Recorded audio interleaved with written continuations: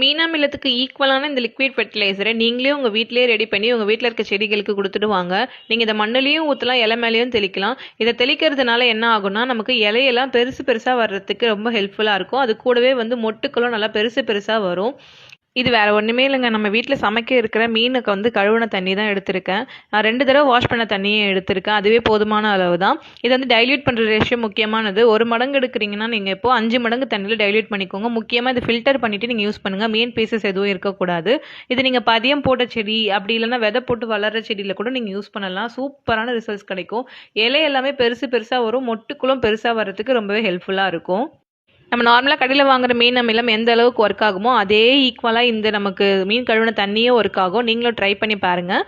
வெஜிடேரியன்ஸ்க்கு வந்து இந்த மீன் அமிலத்துக்கு ஈக்குவலான வெஜ் ஃபெர்டிலைசர் நான் நாளைக்கான வீடியோவில் ஷேர் பண்ணுறேன். ஸோ வேறு ஏதாவது டிப்ஸ் வேணாலும் மறக்காமல் கமெண்ட் பண்ணுங்கள். நான் கண்டிப்பாக ஷேர் பண்ணுறேன். பாய்.